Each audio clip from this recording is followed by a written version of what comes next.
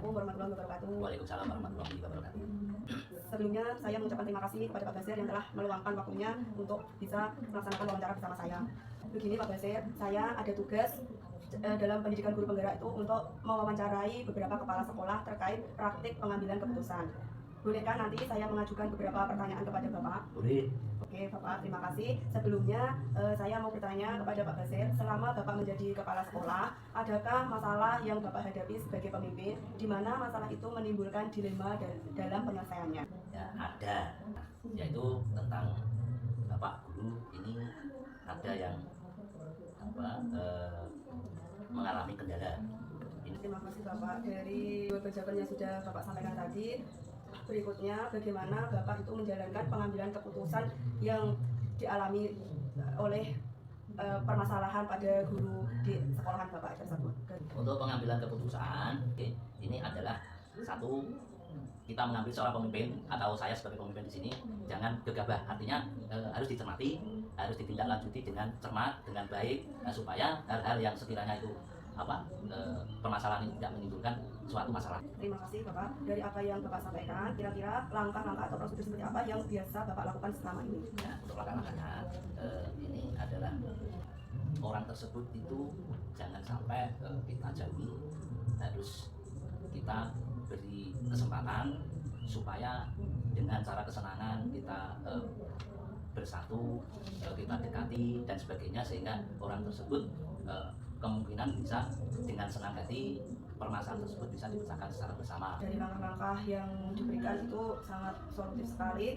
Lalu hal-hal apa yang selama ini Bapak anggap efektif dalam pengambilan keputusan pada masalah-masalah dilema etika? Nah, langkah yang efektif itu supaya ini tidak menimbulkan suatu permasalahan, kita ambil musyawarah bersama. Selanjutnya Pak, hal apa yang selama ini merupakan tantangan dalam pengambilan keputusan pada masalah-masalah dilema etika? Kita hadapi, karena di suatu pendidikan kita, di suatu institusi pendidikan, memang hal itu memang menjadi tantangan kita sebagai pemimpin di situ atau yang bertanggung jawab.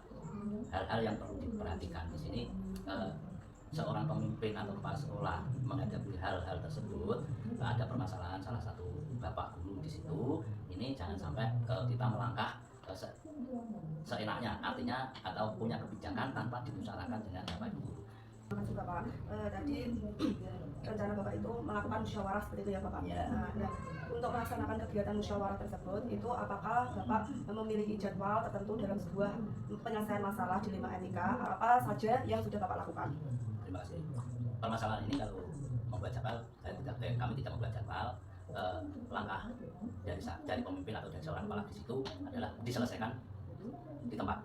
Artinya gini, kalau diselesaikan di tempat itu secara spontan, bisa saling memberi masukan. Kalau kita menjadwal setelah hasil itu dimusyawarahkan, terus kita membuat jadwal, mestinya di situ setiap 1 bulan sekali atau 2 minggu sekali kita bicarakan masalah itu. Yang nantinya ya ini juga baik, tetapi nanti akan mengganggu bapak ibu guru dalam melakukan kegiatan pembelajaran di kelas karena menyita waktu.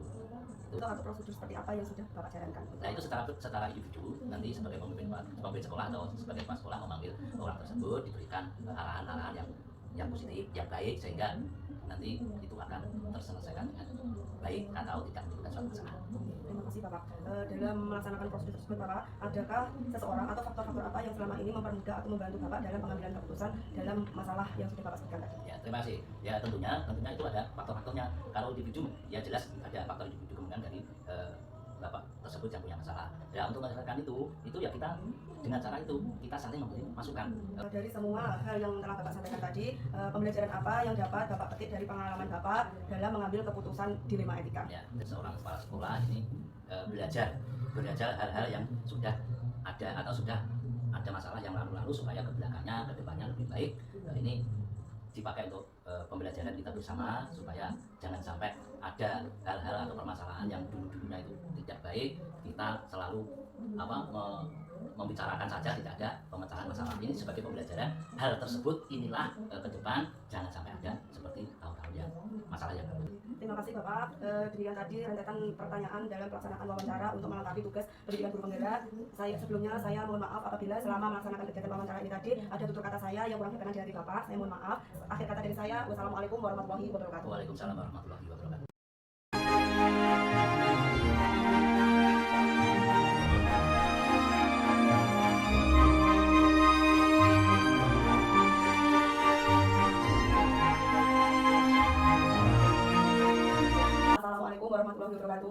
Waalaikumsalam warahmatullahi wabarakatuh. Bagaimana kabarnya Pak? Alhamdulillah. Alhamdulillah.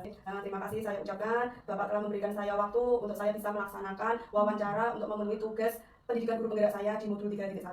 Nanti begini Bapak, saya akan melaksanakan wawancara kepada Pak Jari sebagai kepala sekolah di SD sini mengenai itu Pak, praktik pengambilan keputusan. Nanti bolehkah saya mengajukan beberapa pertanyaan kepada Pak Jari? Ya, boleh. Oke, terima kasih Bapak. Langsung ke pertanyaan yang pertama ya Bapak.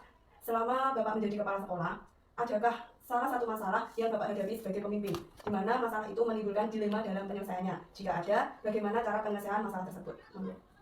Ya, terima kasih. Salam tentang penerimaan peserta didik baru. Di mana itu ada dukuhan atau desa yang dekat, cuma sekolahnya itu ke tempat yang agak jauh. Jadi itu saya tanyakan, saya komunikasikan dengan Bapak Ibu guru yang sudah lama di situ. Mungkin karena dulu katanya salah persepsi masalah zonasi. Jadi salah penyampaian, akhirnya orang tua dari wali murid dari desa yang terdekat itu udah berani menyekolahkan di situ karena takut nanti kalau tidak diterima di SMP yang dekat sana. Terus bagaimana cara penyelesaian masalah tersebut? Setelah melalui rapat dengan rekan-rekan guru, dan saya mengambil kebijakan tadi untuk menyelesaikan permasalahan tersebut perlu adanya komunikasi dengan guru-guru TK, kemudian sosialisasi dari wali murid di TK, yang mana nanti menjelaskan kalau nanti untuk diterima di SMP itu bisa pakai 2 jalur, bisa jalur zonasi, bisa juga jalur prestasi. Nah, kemudian Bapak, dari permasalahan itu langkah apa atau prosedur apa yang biasa Bapak lakukan selama ini? Langkah-langkah yang saya ambil, pertama saya itu berkunjung ke TK yang terdekat dari sini, yang anak-anaknya itu sekolah keluar, itu TK Termis. Berkunjung ke sana, berkomunikasi sama guru TK, sama kepala sekolahnya, dalam hati diajak kerjasama untuk MOU, bagaimana nantinya anak-anak yang dari TK itu bisa masuk ke SD Dukuhan Butorjo. Mengingat lokasi yang terdekat dari TK tersebut adalah SD Dukuhan Butorjo. Kemudian untuk masalah zonasi, kita sudah berkoordinasi, sudah berkomunikasi dengan pihak SMP bahwa itu ada 2 jalur zonasi, juga jalur prestasi. Walaupun mungkin masih takut untuk jalur zonasi, tapi sebenarnya sudah masuk zonasi. Oke, terima kasih Bapak. Keputusan Bapak itu memang sangat solutif ya Pak ya. Kemudian untuk pertanyaan berikutnya, hal apa yang selama ini Bapak anggap efektif dalam pengambilan keputusan pada kasus tersebut Pak?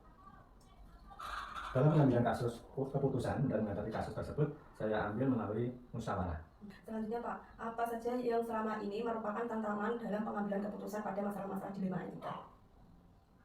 Untuk tantangannya itu termasuk kalau saya kira itu cuma intern. Kadang kita salah persepsi antara teman sendiri, teman sejawat, rekan guru, kalau ada yang salah persepsi sehingga kadang itu kurang kerjasamanya agak kurang. Selanjutnya Bapak, untuk melakukan pengambilan keputusan itu tadi kan salah satunya dengan melakukan musyawarah ya Bapak. Nah, kegiatan seperti itu Bapak lakukan dengan terjadwal atau penyelesaiannya langsung seketika di situ? Untuk penyelesaiannya atau musyawarahnya itu sesuai setiap kali ada masalah. Berarti langsung seketika menyelesaikan di tempat seperti itu Bapak? Iya, maksudnya langsung misalnya hari ini ada masalah, mungkin besok atau besoknya itu diadakan masalah, bagaimana baiknya untuk menyelesaikan permasalahan tersebut. Oke, itu bentuk atau prosedur seperti apa yang Bapak lakukan untuk menyelesaikan permasalahan tersebut? Untuk prosedurnya kita biasa yaitu lewat raker. Jadi sekalian nanti untuk pembinaan Bapak Ibu guru kita mengadakan raker, termasuk nanti agendanya termasuk lain-lain membahas permasalahan-permasalahan yang berkaitan dengan SD. Oke, terima kasih Bapak. Dalam pengambilan keputusan itu adakah seseorang atau faktor-faktor apa yang selama ini mempermudah Bapak atau membantu Bapak dalam pengambilan keputusan dalam masalah-masalah dilema etika Bapak? Untuk yang membantu dalam pengambilan keputusan, saya titik beratkan untuk kepentingan bersama demi kemajuan sekolah SD Dukuhan Butorjo. Jadi saya kembalikan bahwa ini yang saya ambil ini bukan untuk pribadi saya sendiri atau sebagian kecil Bapak Guru, tapi untuk kita semua, untuk kemajuan SD Dukuhan Butorjo. Jadi saya cuma menekankan, berharap kita semua bisa bekerja sama memajukan SD Dukuhan Butorjo. Terima kasih Bapak, ini luar biasa jawaban dari Pak Jari. Selanjutnya ini pertanyaan terakhir dari kegiatan wawancara saya. Dari semua hal yang telah disampaikan tadi oleh Pak Jari, pembelajaran apa yang dapat Bapak petik dari pengalaman Bapak mengambil keputusan dilema etika? Ya. Dalam menghadapi suatu permasalahan itu yang namanya kita tak mungkin bisa mengambil keputusan secara sepihak atau sendiri dengan bijak, karena mungkin ada 1 atau 2 orang atau beberapa yang lain mungkin tidak cocok dengan kita. Jadi apapun nanti keputusannya ya diusahakan untuk diambil melalui musyawarah, karena dengan harapan kita tidak bekerja sendiri, bekerja sama-sama. Jadi harapan nanti keputusan itu tidak merugikan seseorang atau sebagian pihak yang lain. Jadi setiap mengambil keputusan diusahakan dengan musyawarah untuk mengambil kebijakan yang lebih baik. Oke, terima kasih Bapak. Luar biasa. Demikian tadi rentetan pertanyaan wawancara untuk kelengkapan tugas demonstrasi kontekstual pendidikan guru penggerak saya. Sebelumnya saya minta maaf apabila ada tutur kata saya selama melaksanakan kegiatan wawancara ini tidak berkenan di hati Bapak. Saya mohon maaf. Saya terima kasih atas waktunya. Semoga Pak Jari selalu sehat melaksanakan tugasnya di SDN 2 Butorjo. Demikian dari saya. Assalamualaikum warahmatullahi wabarakatuh. Ya, saya juga mengucapkan terima kasih sebelumnya. Assalamualaikum warahmatullahi wabarakatuh.